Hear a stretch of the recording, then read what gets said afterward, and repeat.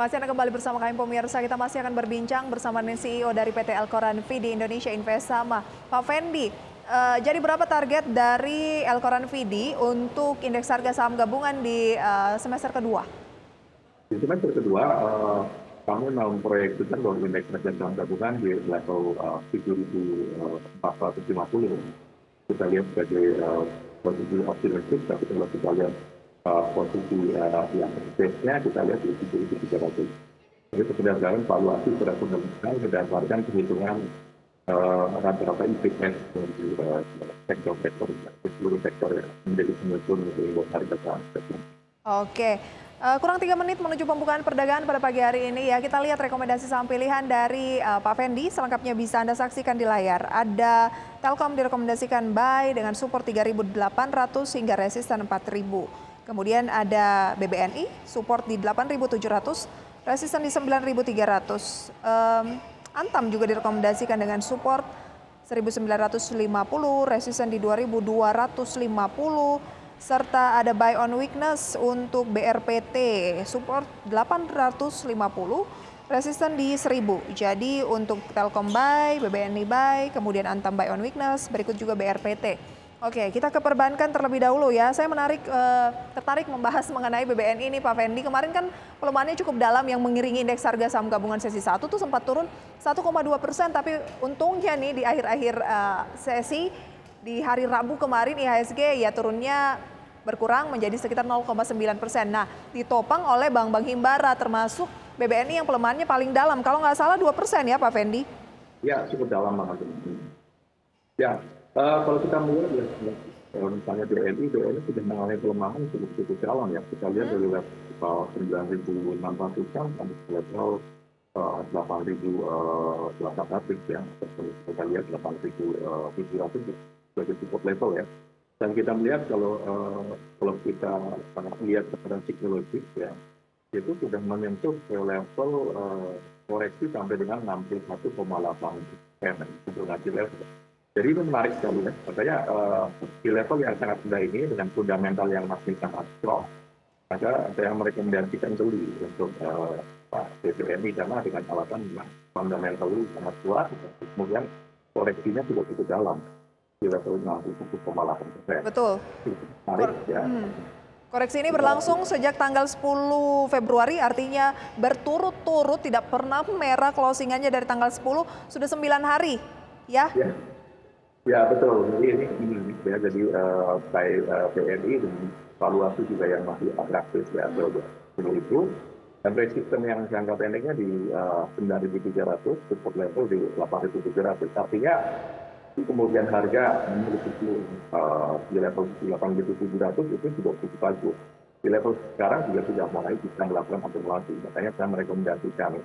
Oke, baik ya. Ini artinya barang bagus tapi lagi di harga diskon, begitu Pak Fendi ya? Kurang lebih demikian ya kalau menurut saya.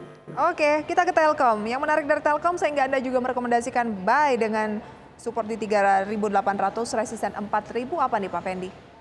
Ya kita lihat sih turning point ya. Kemarin juga kita lihat dagangannya sudah menarik, lebih ke arah di harga yang tinggi untuk mendekati dari high level.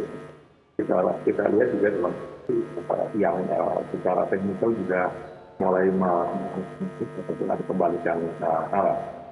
Sehingga cukup bagus untuk akumulasi Telkom. Sekarang yang 800 dan level atau posisi yang kita sekarang ini resisten level jadi rupiah.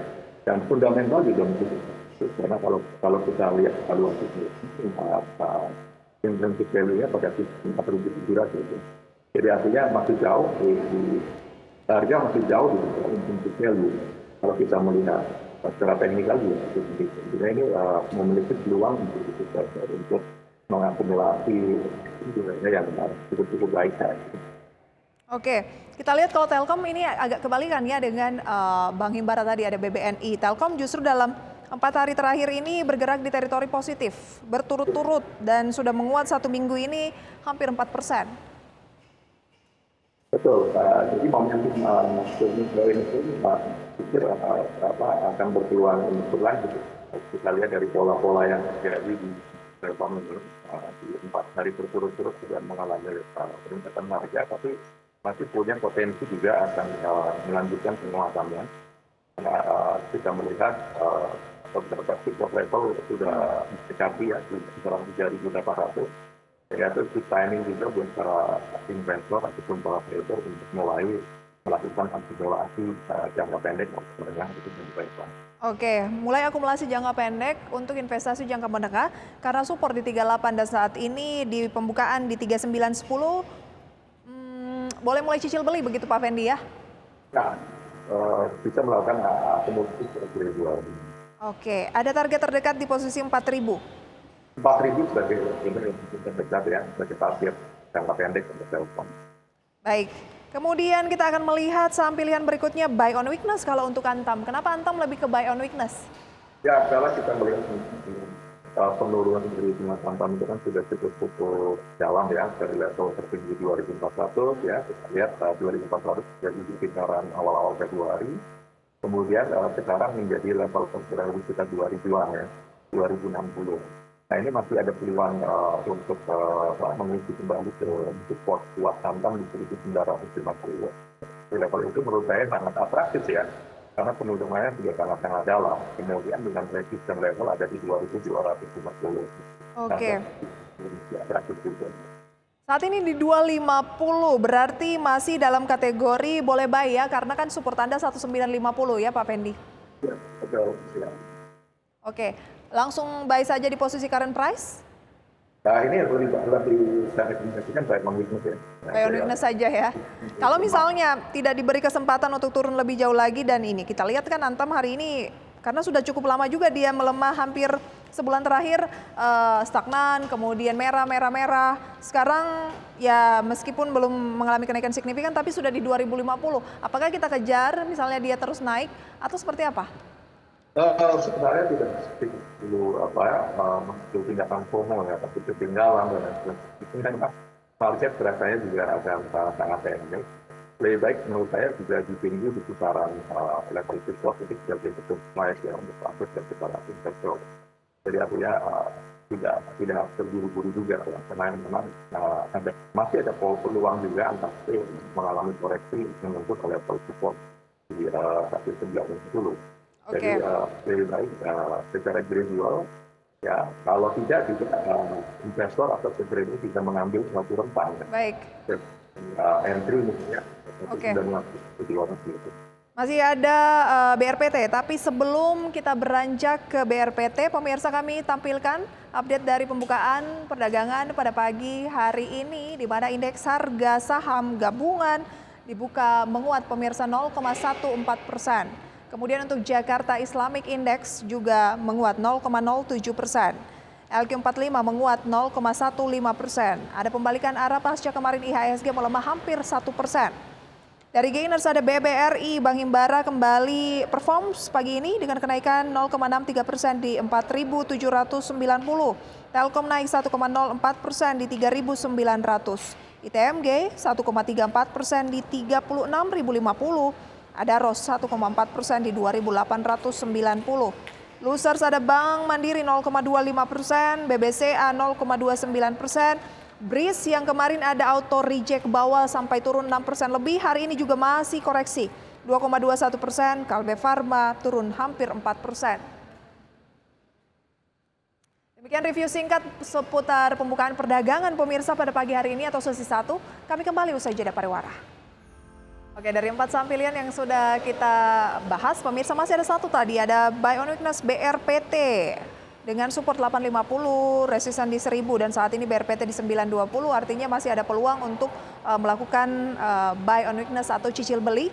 Kita langsung ke pembukaan perdagangan pada pagi hari ini Pak Fendi. Akhirnya indeks harga saham gabungan bangkit setelah kemarin ya pelemahannya juga sudah cukup dalam, tapi BRIS masih tertahan di zona merah setelah kemarin auto reject bawah 6% lebih. Apakah karena ya wajar BRIS juga sudah naik cukup signifikan?